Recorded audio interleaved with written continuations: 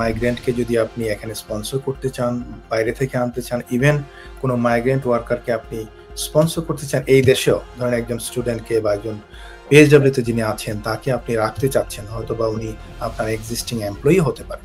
তো তাদেরকে যদি আপনি রাখতে চান, প্রথম কন্ডিশনই হচ্ছে যে আপনার স্পন্সরশিপ লাইসেন্সটা থাকতে হবে, অথবা একটা লিজ এগ্রিমেন্ট আছে আপনার রেস্টুরেন্টের, এইটা লাগবে। দ্বিতীয়ত, আপনি অবভিয়াসলি যেহেতু বিজনেস করছেন, আপনার বিজনেস ব্যাংক অ্যাকাউন্ট আছে। আপনার বিজনেস যদি আপনার একজনও যদি এমপ্লয়ি থাকে, আপনার অফকোর্স যে পেই রেফারেন্সটা আছে, পেই রেফারেন্স বা অ্যাকাউন্টস অফিস রেফারেন্স নাম্বার থাকে, এটা প্রত্যেকটা বিজনেসের জন্যই কিন্তু ম্যান্ডেটরি। এই জিনিসটা ভেরি ভেরি ইম্পর্টেন্ট। যারা যে কোনো একটা খাবারের দোকান দিয়েই যদি মনে করে যে আমি শেফের জন্য অ্যাপ্লাই করে দিব, এটা কিন্তু it's not right. Stonebridge Legal Solutions Limited, your trusted immigration partner.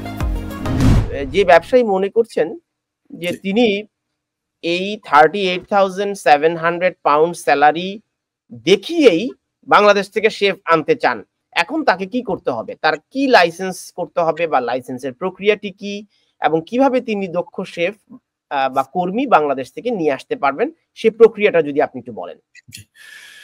না, অবভিয়াসলি তামিম ভাই, প্রথম যে বিষয়টা সেটা হচ্ছে যে লোকবল যদি আপনি আনতে চান, কোনো মাইগ্রেন্টকে যদি আপনি এখানে স্পন্সর করতে চান, বাইরে থেকে আনতে চান, ইভেন কোনো মাইগ্রেন্ট ওয়ার্কারকে আপনি স্পন্সর করতে চান এই দেশেও, ধরেন একজন স্টুডেন্টকে বা একজন পিএইচডব্লিউতে যিনি আছেন তাকে আপনি রাখতে চাচ্ছেন, হয়তো বা উনি আপনার এক্সিস্টিং এমপ্লয়ি হতে পারে।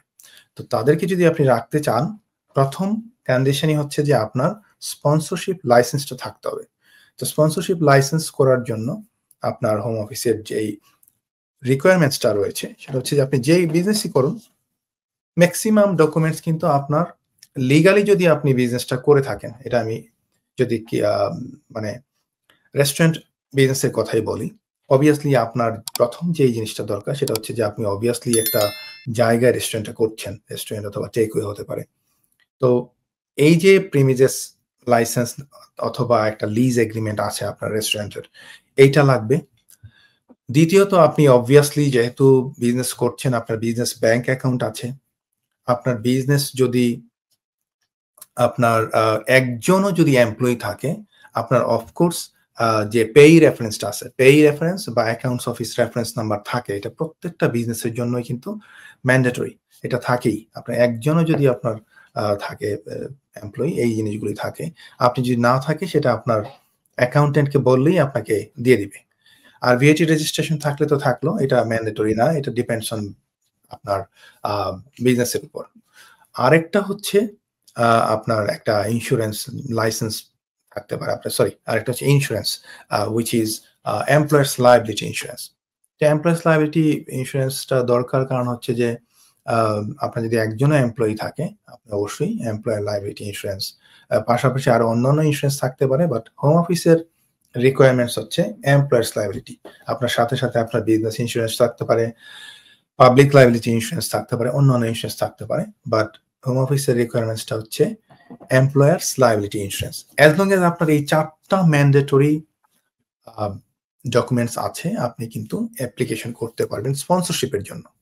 স্পন্সরশিপের জন্য অ্যাপ্লিকেশন করতে হলে অবভিয়াসলি একজনকে অ্যাটলিস্ট এই দেশের আপনার আজ স্থায়ী বাসিন্দা অথবা সেটেলমেন্ট অথবা ব্রিটিশ সিটিজেন হতে হবে আপনাকে, যিনি অ্যাকচুয়ালি কস্টটা ইস্যু করবেন আপনার যে কোনো প্রসপেক্টিভ এমপ্লয়িকে। তো এই জন্য আপনার প্রথমত হচ্ছে লাইসেন্সটা থাকতে হবে। লাইসেন্সটা যখন আপনি পেয়ে গেলেন, তখন আপনি দেখাতে পারেন। ইনফ্যাক্ট লাইসেন্স পাওয়ার সময় অনেক সময় আপনার রিজনটা দিতে হয়, reason for applying for the licence. তো আপনি কেন লাইসেন্সটা চাচ্ছেন, অবভিয়াসলি আপনাকে দেখাতে হবে যে আপনি আইদার এরকম কাউকে পেয়েছেন অথবা এখান থেকে কাউকে পাচ্ছেন না। সেই ক্ষেত্রে আপনাকে দেখাতে হবে যে আমি এইরকম কাউকে রিক্রুট করতে চাই। এটার জন্য ব্যবসার ভলিউমটা কেমন হতে হবে? কেউ কি স্টার্টআপ খুলেই কর্মী নিয়ে আসতে পারবেন, অথবা তার কি ব্যবসা খোলার আগেই তো তার কর্মী দরকার? তা নাহলে তিনি ব্যবসাটা খুলবেন কেমন করে? অথবা তার কি একটা নির্দিষ্ট সংখ্যকের অ্যামাউন্ট দেখাতে হবে কিনা, আর্থিক সঙ্গতি দেখাতে হবে কিনা, এগুলো যদি একটু পরিষ্কার করে বলতেন। জি, তাহলে এটা হচ্ছে ডিপেন্ডস অন বিজনেস নেচার। এখন কেউ যদি বিজনেস অলরেডি স্টার্ট মানে করেন যে স্টার্ট শুরু করে দিয়েছে ১-১.৫ বছর আগে, তার ক্ষেত্রে ভিন্ন। আবার যিনি ধরেন আপনি চালু করেছে মাত্র রেস্টুরেন্ট চালু করেছে বা চালু করেনি এখন, হয়তো সে ১ মাস পরে করবে। কিন্তু বিষয়টা কি দেখেন, আপনি তো রেস্টুরেন্ট ছাড়া আমি যেটা বলেছিলাম যে রেস্টুরেন্টের যে শেফ ছাড়া তো আপনি রেস্টুরেন্ট চালাতে পারবেন না। কারণ শেফ হচ্ছে আপনার পুরো রেস্টুরেন্টের প্রাণ। কারণ আপনি যদি হার্ট যদি না থাকে, আপনি যেমন চলতে পারবেন না, শেফ ছাড়া আপনি কিন্তু রেস্টুরেন্ট চালাতে পারবেন না। আর শেফ যদি আপনার পার্মানেন্ট না হয়, আজকে আছে কালকে নাই, তাহলে তো আপনার রেস্টুরেন্ট আপনি চালাতে পারবেন না। সো স্টাফের যে সংকট এটা কিন্তু সবচেয়ে বেশি মানে এই দেশের যারা ব্যবসায়ী আছেন তারা এটা ফেস করছেন প্রতিনিয়ত। যে আজকে আছে কালকের চলে গেল। তো সো তাহলে এটা আপনি বলছেন যে ব্যবসা বিশেষে এটা এটা মানে নির্ভর করে তার একটু যদি আমাকে একটু সময় দেন তাহলে আমি শেষ করে জিনিসটা। আপনি যেটা বলছিলেন যে বিজনেসটা শুরু করেনি, এখনো স্টার্ট হয়নি, উনি কি আনতে পারবেন কিনা? আমি আপনাকে কিছু কেস স্টাডি দিয়েই বলি। আমি কিছু রেস্টুরেন্টের জন্য অ্যাপ্লিকেশন করেছিলাম। যাদের বিজনেস শুরু হয়নি। হোম অফিস কিছু অ্যাডিশনাল ডকুমেন্টস তারা জানতে চেয়েছিল যে তুমি কি ধরনের বিজনেস করবে, কি ধরনের তোমার আ স্টাফ মানে কি ধরনের আ মানে মেনুটা চেয়েছিল এবং তারা দেখতে চেয়েছিল যে বিজনেসটা রেডি কিনা বিজনেসের জন্য। তারা সিটিং কিরকম ক্যাপাসিটি আছে সেটা জানতে চেয়েছিল। তাদের মেনুতে যে ধরনের ফুড আছে তারা যেই জিনিসটা জানতে চায় এখানে যে শেফ অ্যাকচুয়ালি দরকার কিনা? একটা বিজনেসের জন্য শেফ যদি দরকার না হয়, এখানে আমি একটু সময় নিব তানভীর ভাই। সেটা হচ্ছে যে আ এই জিনিসটা ভেরি ইম্পোর্টেন্ট যারা যেকোনো একটা খাবারের দোকান দিয়েই যদি মনে করে যে আমি শেফের জন্য এপ্লাই করে দিব, এটা কিন্তু ইটস নট রাইট। যেমন আমি আপনাকে বলি, কথার কথা এখানে যদি আপনি কোন একটা চেইন বিজনেস ধরেন আপনি ম্যাকডোনাল্ডস, KFC বা আপনি ধরেন সাবওয়ে বা এই ধরনের ইন্ডাস্ট্রিতে আপনি যদি বলেন যে আমার শেফ দরকার, আপনি কিন্তু শেফ পাবেন না। এটার মূল কারণটা হচ্ছে তারা দেখতে চায় যে এলিজিবল অকুপেশন কোডের মধ্যে এই শেফ বা কুকটা রয়েছে কিনা। শেফ আর কুকের মধ্যে একটা হিউজ পার্থক্য আছে। কুক হচ্ছে এমন একজন লোক, ধরেন আপনি ম্যাকডোনাল্ডসে চাকরি করছেন। এখানে কিন্তু শেফের কোনো পজিশন নাই। বিকজ এখানে তো সে তো একটা প্রপারলি একদম র মেটেরিয়ালস থেকে কোনো একটা তার স্কিল বা দক্ষতা দিয়ে সে কিন্তু কোনো ফুড তৈরি করছে না। সে এখানে বান আছে, বার্গার এখান থেকে কিনে আনতেছে, ভাজতেছে, সে বানায় ফেলতেছে বার্গার, সবকিছু রেডি। সো এখানে কিন্তু শেফের দরকার নাই। তো শেফ আর শেফের যে ইয়েটা আছে আপনার 5434 আমাদের যে এলিজিবল অকুপেশন কোড।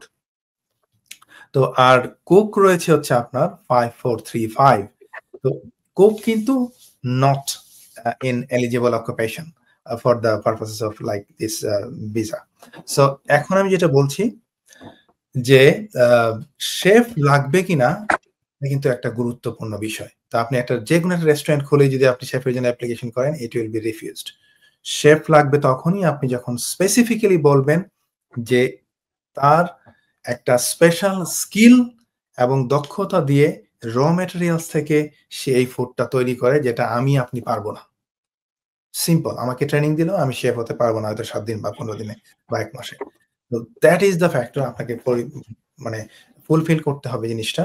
রিকোয়ারমেন্টসটা হচ্ছে যে আপনি শেফ চাইলে আপনাকে অবশ্যই প্রমাণ করতে হবে যে আপনার বিজনেস নেচার বা আপনার যে ফুড প্রিপারেশন এর জন্য আপনার স্পেসিফিক স্কিল দরকার। আদারওয়াইজ কিন্তু আপনি শেফের জন্য অ্যাপ্লিকেশন করলে it will be straight away refused.